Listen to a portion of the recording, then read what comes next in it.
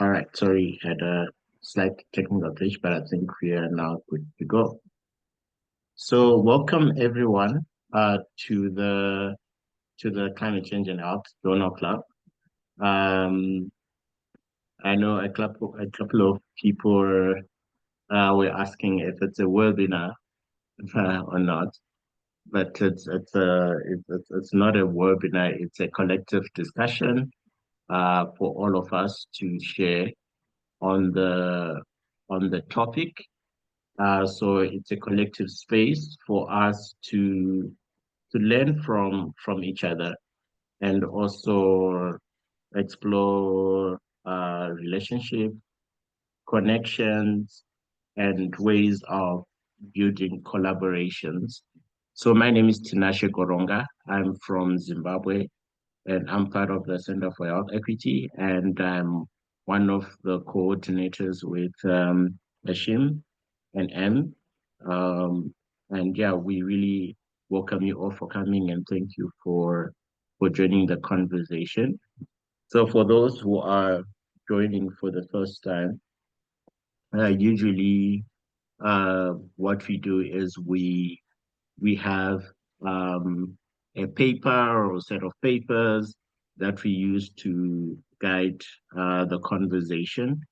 Um, and sometimes it can be a topic, but the conversations are not really limited to the paper since the aim is really to really have more in-depth exchange on the key topic that we are raising.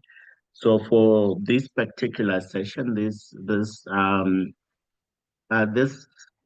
journal club meeting for this month is a bit unique in the sense that when we're looking for a paper that really talks to the current geopolitical moment that we're in, we couldn't find one that is sort of really specific to our addresses, but the issues relevant to really planetary health and climate and health are being covered in different spaces, and also some of the conversations that are being done broadly are relevant to this conversation. So it's okay if you didn't have the chance to read some of the suggested articles. Don't worry, do not view that as a way to stop you from having the conversation that is there. So yeah, so feel free to introduce yourself in the chat and tell us where you're calling from, so that we also get to know each other.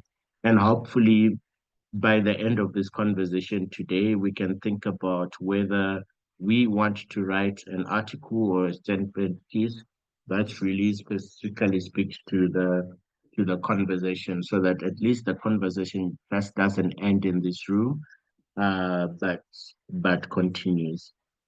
So I think to start us off, I think we'll just give a general overview in terms of that sort of paints a picture to why this conversation is important, particularly in the current geopolitical context.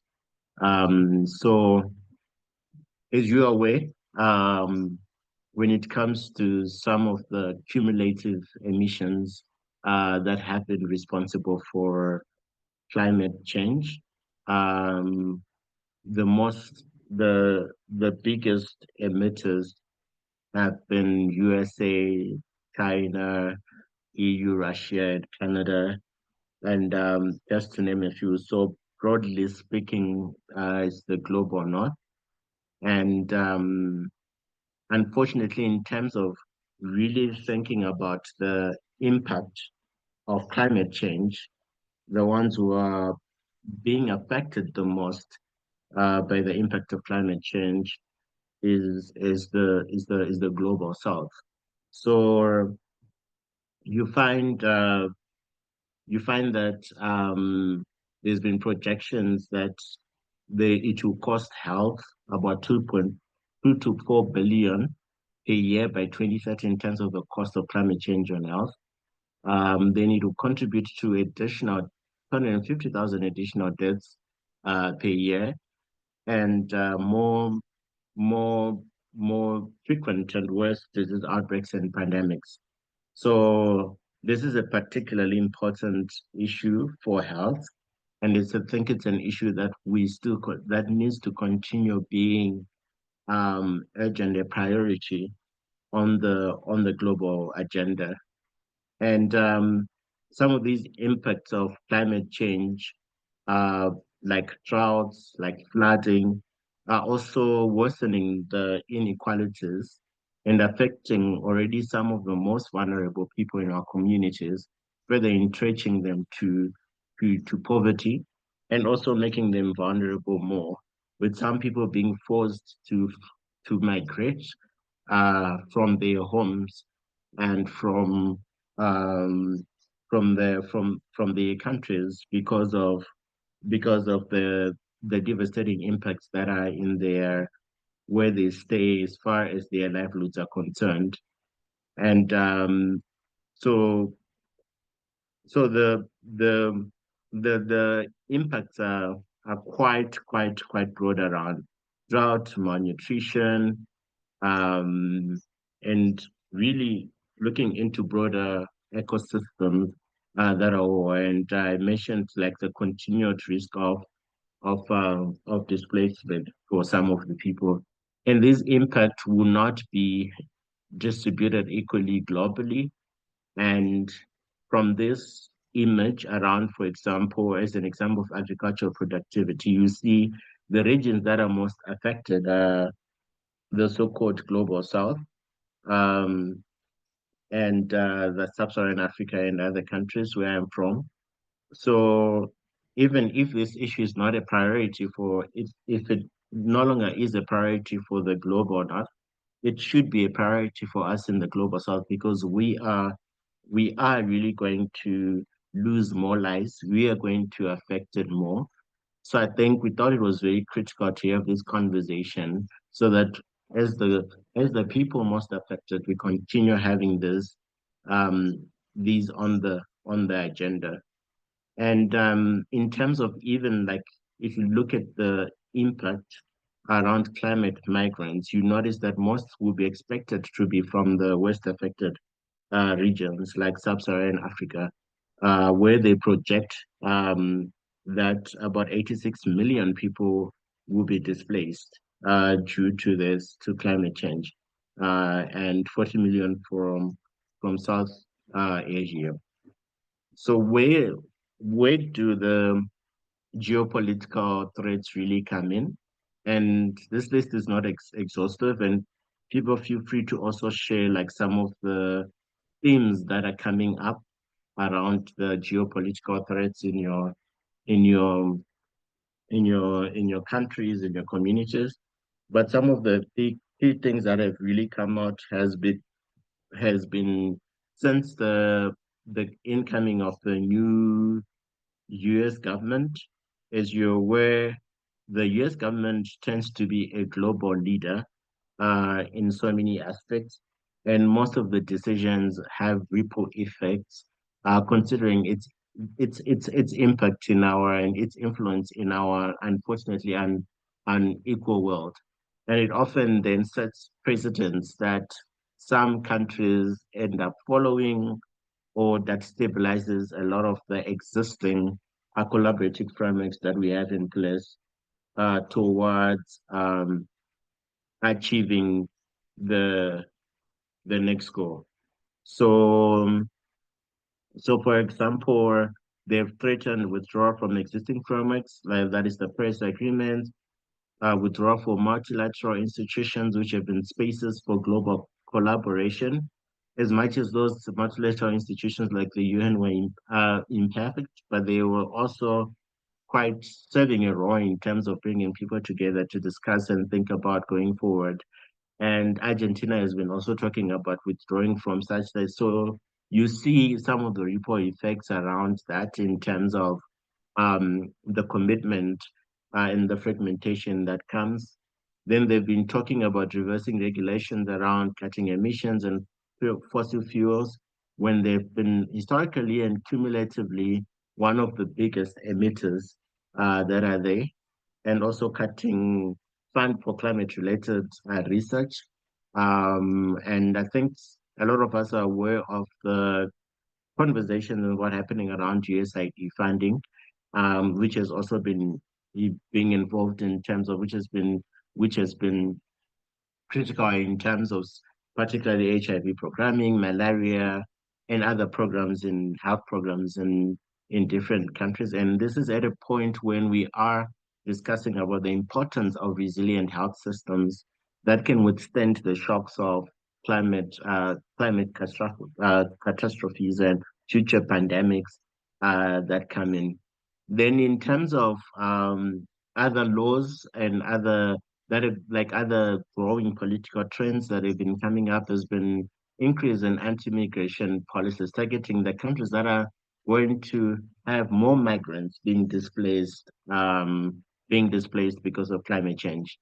Then the final thing is around like how right now climate change denial is now becoming mainstream uh, as you as as you know, like in terms of algorithms and in terms of propaganda, a lot of these information ends up to trickle down to a lot of people who, and if especially in an era where already a lot of people couldn't really tell the difference between what is fact, and opinions have easily continue being spread. That really affects a lot of in terms of our collaborations and commitment around some of the key issues.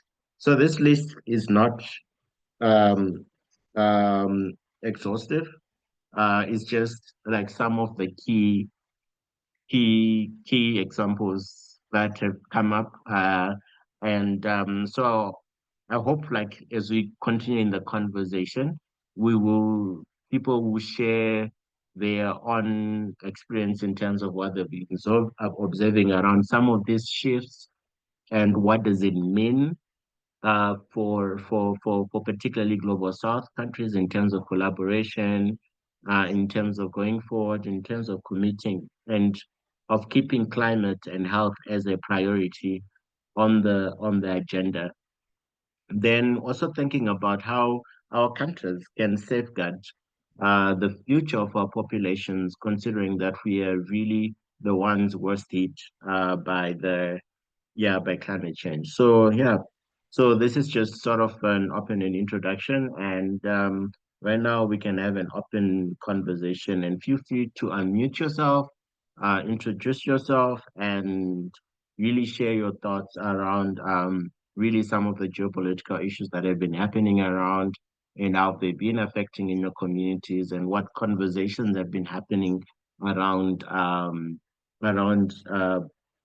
building more resilient communities. Thank you. So, since we're a small group, uh, anyone who wants to speak, just feel free to unmute and speak. Thank you.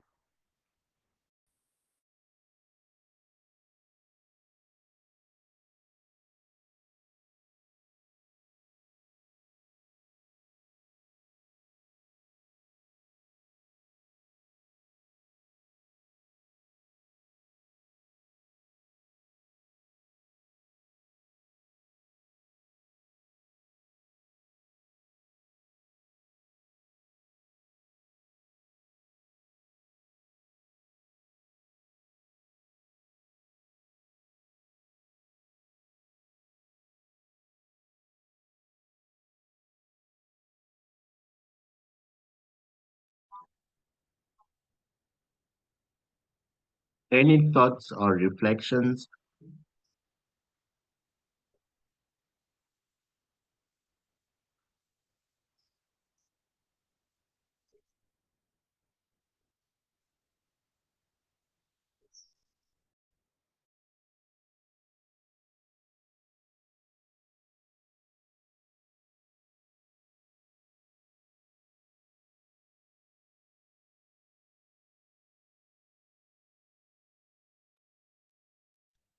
Uh, Hi Tinashe, hi everyone. Hi, Brian. My name is Brian. I'm Zimbabwean and I'm currently based in the UK. And I have an interest in climate issues and climate change, and particularly how it relates to health. Um, I think with regards to the times we are currently living in, I think we are living in quite interesting times. We've seen quite remarkable shifts in mainstream opinions, as Tinashe has alluded to, particularly with regards to climate change. We I think we're coming from an era where we had witnessed some gains, not the gains that we wanted, because no one was achieving their like reducing emission targets, particularly with regards to the global north. But there was some visible progress, and I think we might be entering a time in which we might start to sort of lose that particular progress we had because of the current dominant sort of thought that is existing within the global north, tendencies towards science denial, and just a mistrust of scientific information, which is partly due to the difficulty in communicating science and scientific information, because when you communicate it to the general populaces, you always have to simplify it, and a lot gets lost in translation with that regard, I've tend to found. So that has created a lot of sort of denial, particularly with regards to sort of how people view science, with I think it's also because of how things change quite rapidly within the scientific community. New information is always coming out, and sometimes that new information seems contradictory to what people have been told before. So they end up giving things a sort of side eye. So um, we have basically geopolitical tensions that exist and have always existed within the world, within countries, based on they're sort of competing priorities. So that's the second element. So the first element that I think is sort of contributing is this sort of worldwide distrust or mistrust of science and scientific information, which I said partly stems from difficulty in communicating. The second one is this worsening geopolitical tensions that we're seeing in the world. We're seeing with the war in Ukraine, and just sort of economic trade sort of wars between countries as they are existing right now. That's going to sort of also lead to a drawback in achieving any climate goals. Um, and then we obviously have the health front. And the health front is basically, we saw it after COVID. Countries were using vaccines as like a diplomatic tool. If you play nice, you get vaccines. If you don't play nice, you don't. Um, that sort of thing. And how countries in the global south generally aren't prepared for pandemics, or whatever pandemics may come in the future. So I think you have a confluence of these issues whereby you have the climate crisis that's already worsening, you have the mistrust of science, you have the geopolitical tensions, you have the health impacts of climate change, which Tinashe has alluded to. And I think these are all sort of melting together to form one big major crisis, for lack of a better word. And to sort of deal with it, it's a really tricky sort of situation.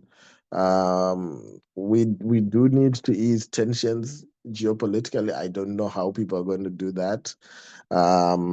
We need to move towards global health justice, that would enable countries in the global south to be better prepared for whatever the future holds.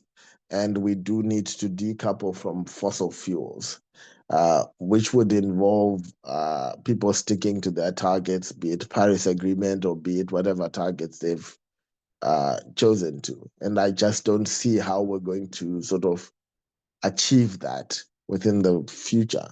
Sorry if I sounded a bit confused. I was really just trying to get my thoughts together.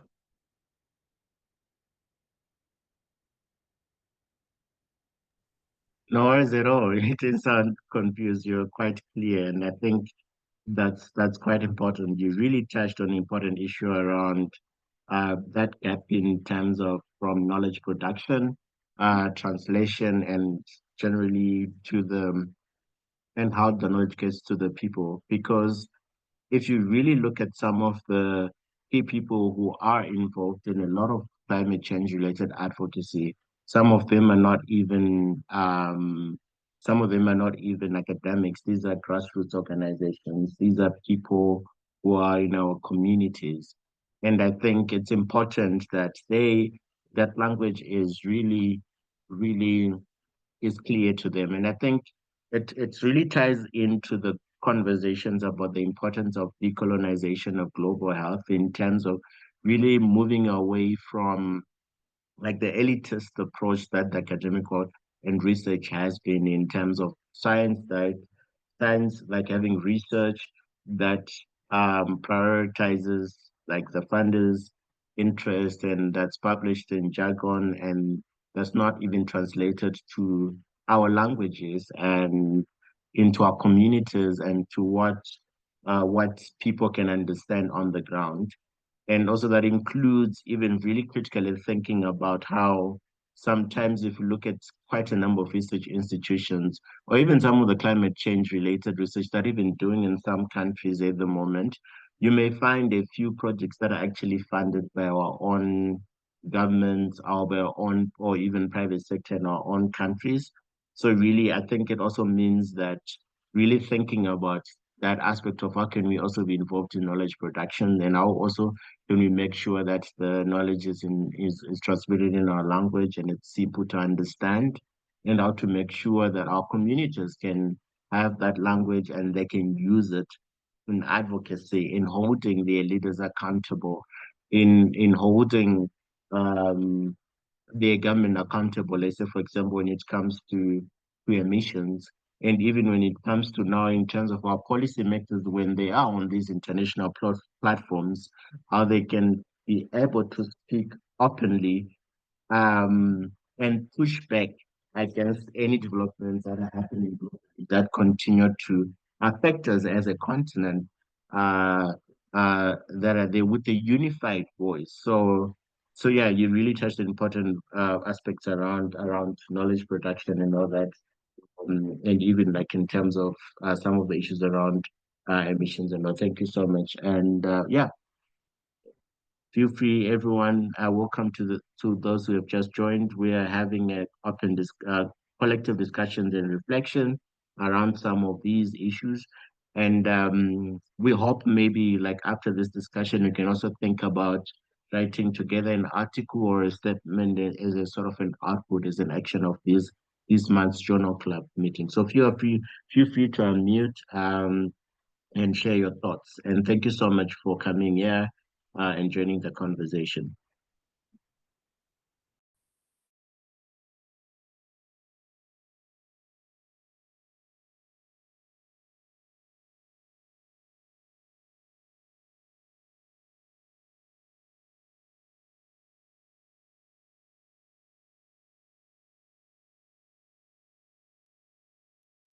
Hi, Tinashe.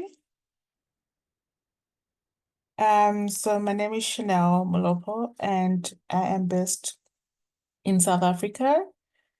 Um, I've been living in South Africa for many years, though I'm not South African, partly, so I'm half Congolese, half Zambian. So I'm here and I'm interested in climate change and health. So my background is in public health, and I work for the University of the Western Cape. So I'm not really familiar with like the political or geopolitical space. But I've been working mostly like on WASH and um yeah, just water security and access to water and how that impacts on people's health, especially in lower resourced or poorly resourced communities. So I really don't have much to say on this, but yeah, I just wanted to have a feel of what goes on in this journal club, and that's why I'm here. Thank you. Thank you so much for joining in, and yeah, we are actually looking forward to your rich insights around some of the areas you work with. So don't worry, don't worry. The idea of this space is for us to learn from each other. So it's more of a collective discussion, and yeah. So thank you so much for joining, National. Yeah. So everyone, feel free to unmute. We're a small group. You can just unmute and yeah, share your thoughts and reflections.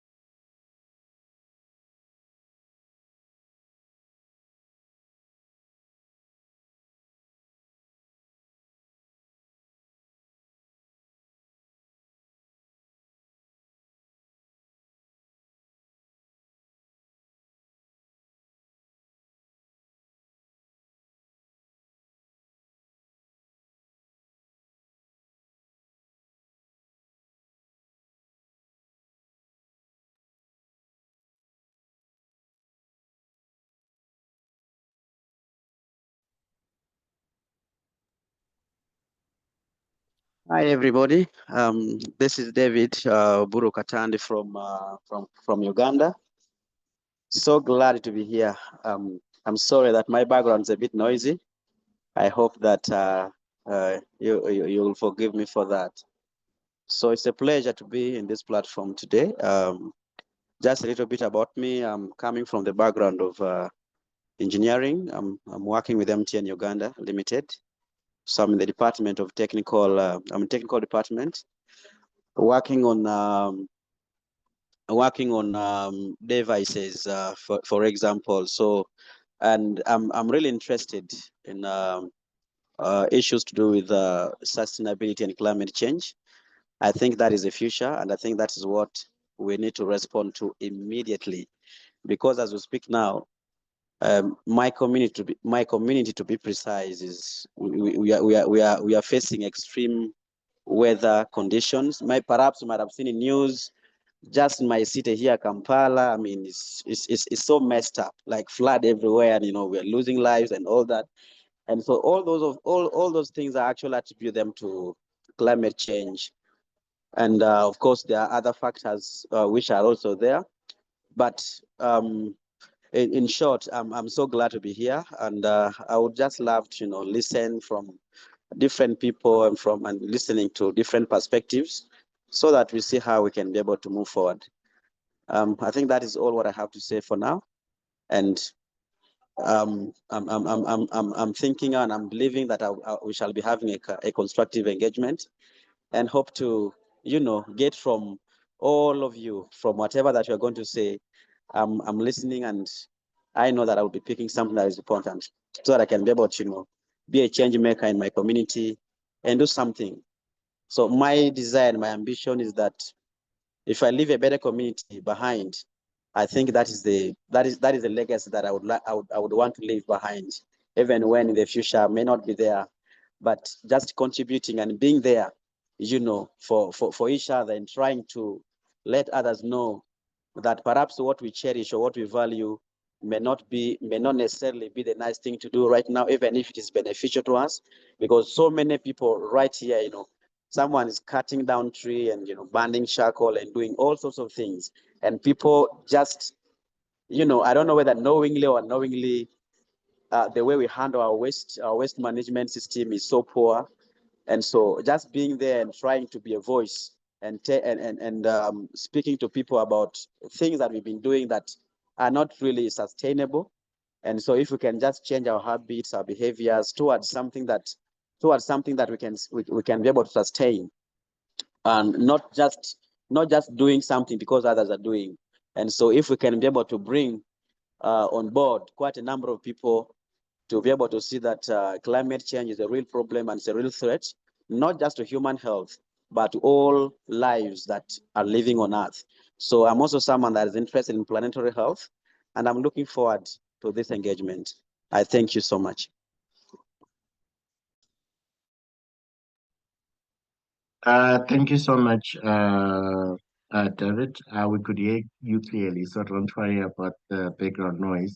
And I think one of the unique things about this space is the multi-sectoral aspect in terms of the conversation. So if you at home, and I think your expertise is also welcome and knowledge around this. So thank you so much. And I think it really fits into like the bigger goal of this space around really looking at how we can collaborate across sectors, we can collaborate across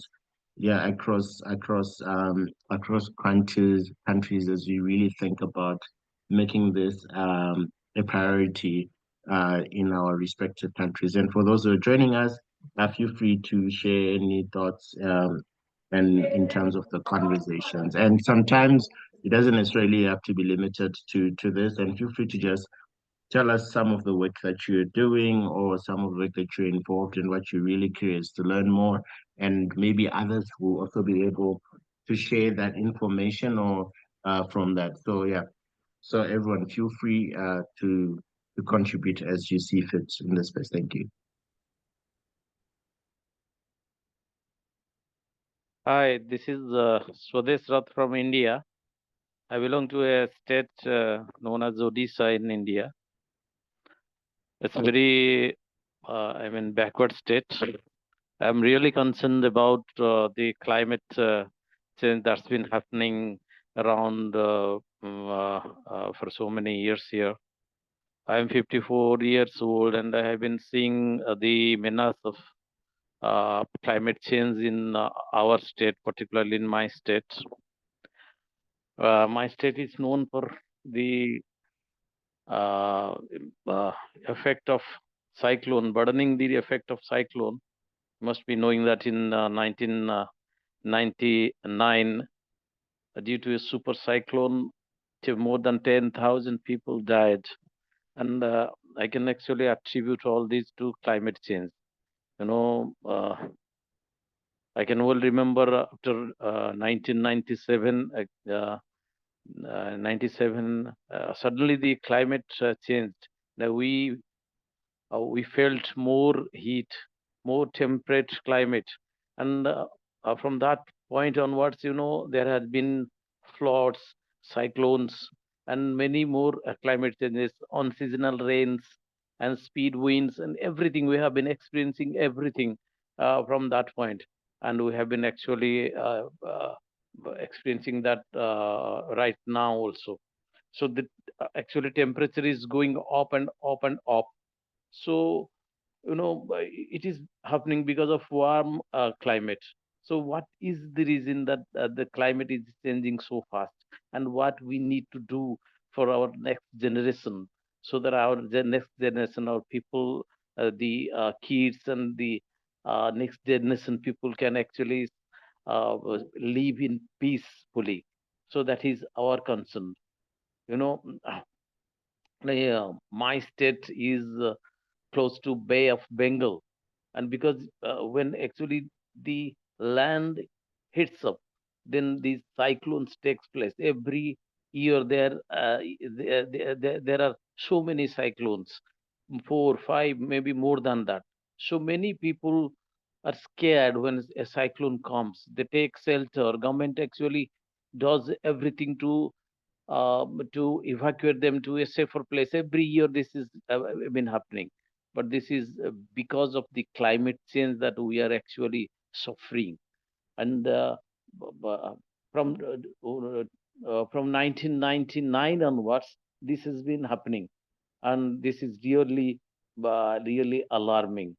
So this is the right time, not for the people, but for the governments to decide how actually development should not be compromised with the I mean should not be compromised with climate. So climate should be given most importance. And there is, the impact of climate is so high here. Rising ocean temperatures, erratic monsoon, um, uh, you know, the intensity, the frequency of cyclones. They are actually very, very alarming. So, so I'm concerned actually as a citizen. I'm concerned that this has been happening. But what can we do actually? There has been population growth, there have been developments, there have been constructions, there have been everything happening in India, everything, wherever you go there is construction. So if this we build, we are not able to actually control all this. So development, uh, at the same time, climate change, government should take action to see that actually development should not be done at the behest of compromising the climate changes. So that's it. I can say actually I do have a little knowledge on climate, but that is my concern. Over to you.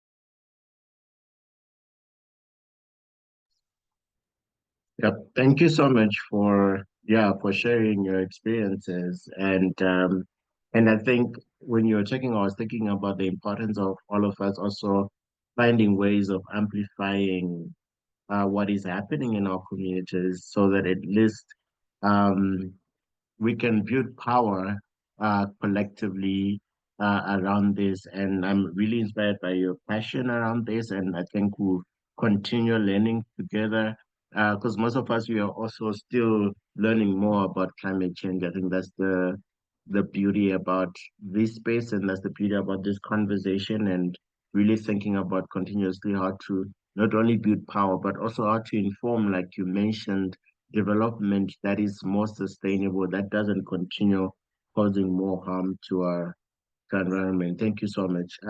Chanel, I saw you had unmuted. Sorry, you can go ahead. Yes, no, I was just reflecting as well as Swedish, if I'm not mistaken. Sorry about mispronouncing your name. But when he was just talking about how just the impacts of climate change, I can relate to that. So I'm based in the Western Cape, but I moved here from Durban, KwaZulu-Natal. And what's been happening is there's just been a lot of flooding. I'm sure you guys have heard about the floods that are happening in Durban. It's just every after 2, 3 years, and it's been quite traumatic. We had students that even dropped out. Those, I think 2 years ago, 3 years ago, the KZN was hit by floods, and we also had students that had to drop out because they were just traumatized and they were so affected. Some people were like, directly affected and impacted by this. I mean, growing up, these are the things that we used to watch on TV, like tsunamis and the flooding and all that. But having to experience it, see people go through it, it's just, yeah, it's just eh, alarming. And I remember, I think 4 years ago again, when I was still in Durban, there was, I think it was wind that was just so strong, and we had, yeah, winds and rains. We had houses that just lost their roofs, like the roof would just be blown away, the house would get, and my flat was affected, but not as bad, but it was that close to home. And you just, realize how this has become a reality. But also, earlier on, we were talking about when you spoke about, I think, or maybe I was just thinking about it, or something that you said actually just um, made me think about the issue around like the way many countries in high income countries, in many countries from the West or the high income countries are withdrawing from all from like the climate action and like the Paris Agreement and stuff like that, which makes like African countries so vulnerable because we are so dependent on them.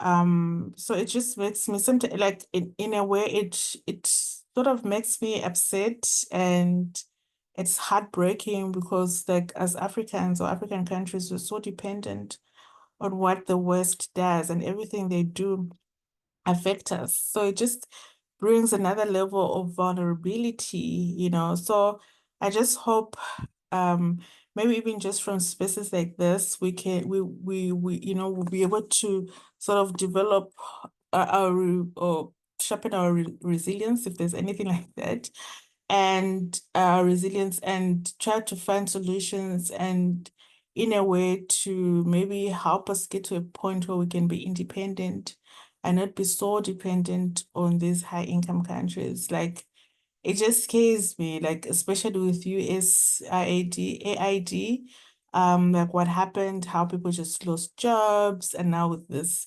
you know, United States of America wanting to withdraw from WHO, and I don't know from what else, not them interested in believing in climate change.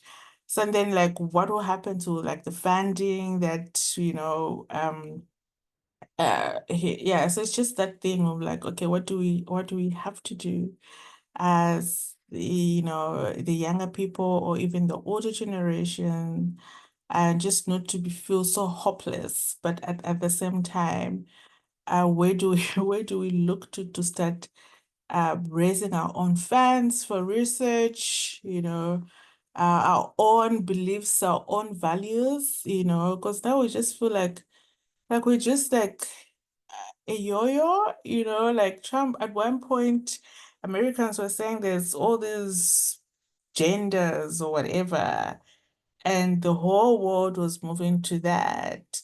And now Trump is saying there's only two genders. And then it's just like, you know, that thing. So, and relating to just climate, I feel like now I'm waffling, but I just, yeah, I would love to see a space where we, not just Africans or low or middle income countries, can really find resources and not be so dependent on the West. Like all of them somehow started to withdraw. I hate Germany. Also, they were trying to withdraw some of the amount of money that they've invested in fellowships. And you know, I've applied for some of like a fellowship that I had applied for, funded by the Germans. Now I'm thinking, oh my goodness, will that go through? What's gonna happen? So I just hate being in a space like this. Like, you know, so anyway, those are just my thoughts. Yeah, like you said earlier on, Tinashe, that climate change impact is having major impacts on, you know, African countries, on low middle income countries. And so I think even though the high income countries are deciding to withdraw, it'll be important for us to keep pushing this agenda, to find solutions, to be independent, to think for ourselves, to develop our own values, morals, rules, you know, yeah, and keep pushing. So yeah, that's just my thoughts for now. Thank you.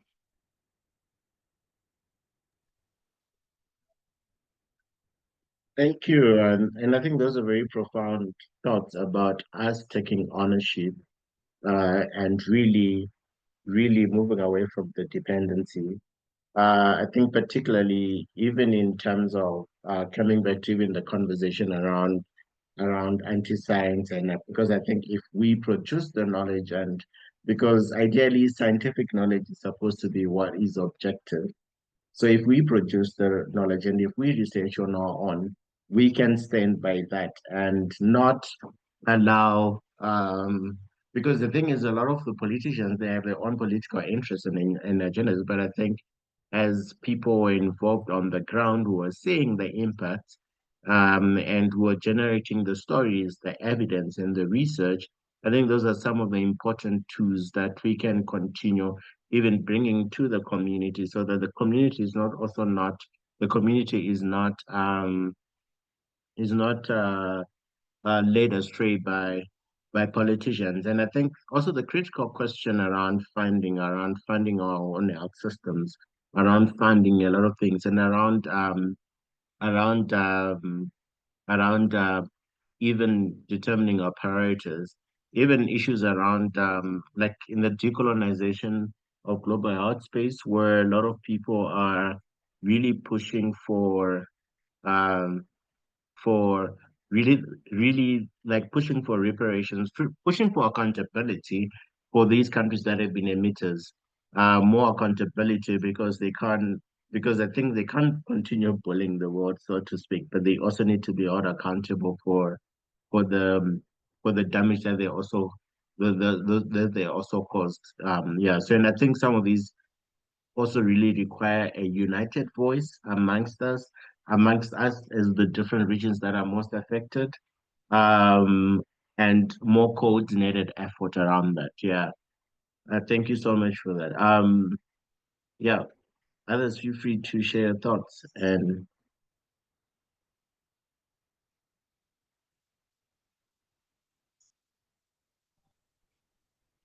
Hi everyone, this is Hashim from Benin, West Africa, and I was trying to connect everything that has been said so far, what you have shared, Tinashe, and what you have shared on decolonization and what you've just also said about knowledge generation and taking ownership and connecting all that to the felt impact that Swadesh, David mentioned, and how all of them with Chanel ended. So the the question that they asked was, so David wants to be a change maker in his community, and Swadesh asked, what can we do? And that's where things get ugly, because after we have diagnosed the problem, it's hard to move beyond the talk and beyond the writing. So trying to connect all that, I have the impression, and you please correct me if you do not share that, if you have an alternative view on that, that our education process creates a wide divide between us. So we are saying elite, but we here, all of us, are part of the elite in our countries. You want it or not, you are part of the elite. So I have the feeling that education creates a divide between us, elite, and the population, the people that we call the vulnerable in our proposal that we submit for grants. And anytime we go, for instance, for knowledge generation, for research, data collection, it's hard to really capture what they think, what they feel, what they say, what they do. And sometimes we even make fun of them because we have our very uh, biomedical way of seeing things, very rational way of seeing things.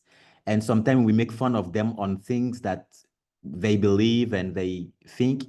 And on the other hand, when we have knowledge, and I'm connecting to what Brian shared about difficulty to communicate science, it is even difficult, much more difficult here in our settings, where after you have published in journals, in scientific jargon, it is almost impossible to translate it even to policymakers. so that they understand it. So let alone the general population, the so-called vulnerable. So so that's my feeling about this. So a step for me will be how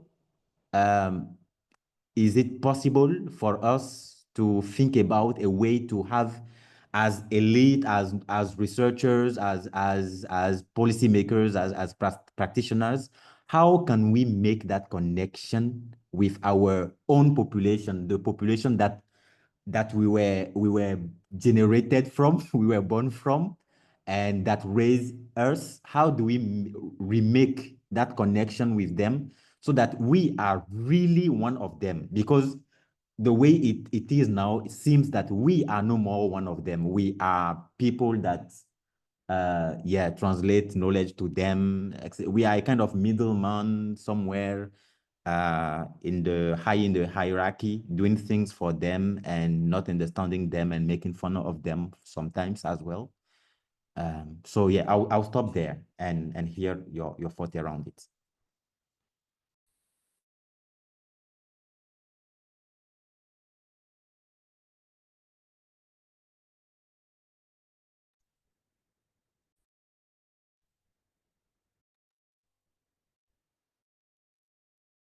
Yeah, those were very critical reflections, really, and really you brought in an important issue about positionality, about where we are, uh, and really our some of our own privilege and other things that also, and sometimes that also pushes makers result in us neglecting um, our communities, and I think this is something that is, I would say, food for thought for everyone, and so that we continue thinking about how best can we be accountable to our communities, especially the most affected groups that are there. Go ahead, Brian. So I was going to say, I think that's a very sort of pertinent point. This sort of reflecting on position, reflecting on where we are, reflecting on the privilege that we have. Just sort of to be able to have this conversation is a privilege in and of itself. The issues that I would sort of then sort of raise, one which you mentioned, Tinashe, which is like generating climate knowledge from the grassroots. I've heard a lot of like really key stories with people talking about how the areas they are in are affected by these climate disasters. And I think that's sort of the climate science or the climate science information that should be generated, and that has its own audience in which it's communicated maybe scientifically, maybe in the form of a paper, a statement, an article, like you were mentioning, Tinashe. Just these various challenges. One, the climate events themselves and how they're affecting these local communities. I'll give an example of back home in Zimbabwe in 2024, last year. Zimbabwe faced an El Nino induced drought, which was really bad. And there are sort of these links between climate change and the El Nino phenomenon, which is this sort of natural low carrying weather pattern that occurs. And every time it happens, we get a drought back home. And Zimbabwe faced a really bad drought due to this El Nino phenomenon, and this sort of climate disaster had a lot of casualties and a lot of sort of implications, but there wasn't really that much sort of knowledge that was gleaned from it or communicated from it. So the first one would be we are in a position to sort of communicate these effects on our communities. Two would be then, so the first would be sort of communicating them in that article or paper. And then the second one would be communicating them to the sort of general populace. How do we communicate this sort of scientific information to the populace? And I think that's another sort of article or statement as well. That's just what I wanted to highlight. Thank you, Brian. And it actually reminds me a lot about the importance of also bringing up the indigenous knowledge systems in terms of even their wisdom that comes from proverbs to every like to stories that really have climate change. I think it's something that maybe we can think about more. So maybe I'm looking at the time now, and so I'm thinking maybe some of the next steps that we can think about looking into this conversation. Um, I think we talked about having an article or a statement, but I don't think we have to be limited to that. So I think maybe people like as we wrap up the conversation, maybe if you think you have a bandwidth or time to really contribute to an output, maybe those people, if you can share your details, then maybe we can think about it more because I see opportunities around for example, even really coming up with even like not just one statement, but even like a digital campaign that or that can share multiple stories that people are getting, and we also have like a platform that we are currently utilizing in terms of a newsletter. And I think there's also details on in terms of how you can subscribe on the screen. I think those are some of the platforms that we can start thinking about in terms of how can we collaborate more to amplify the stories and not just be limited to thinking about academic spaces and just be limited to academic articles, but really think about how can we be accountable to to our community. Yeah. So, so yeah, I think maybe any final remarks and thoughts uh before we end the meeting since we are now on the hour.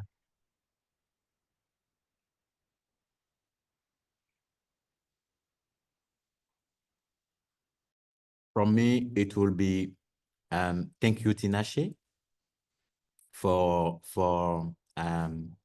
creating this space and allowing us to have this informal conversation with friends we've not made yet, but that we are making here. So thank you very much, Tinashe, and thank you everyone for participating today.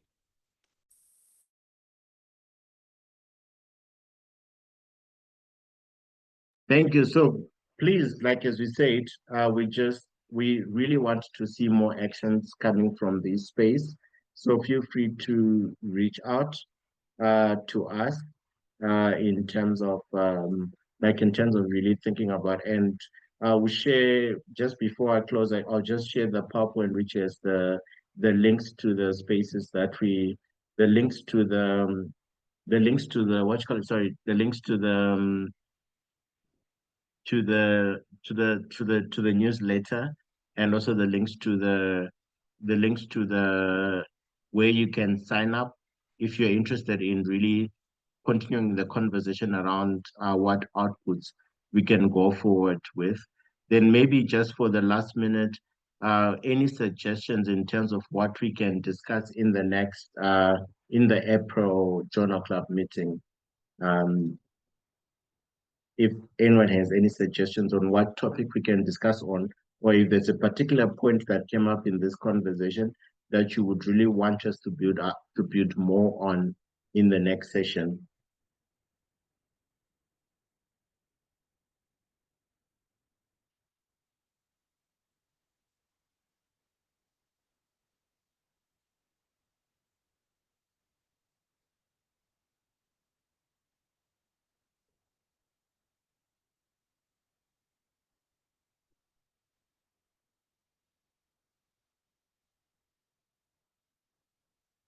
Yeah. I've shared the PowerPoint. If not, it's still okay. Feel free to also get in touch with any one of us. I'm putting my email address. Then we can, if you have any ideas in terms of the space and what we can discuss next time. Thank you so much for making time.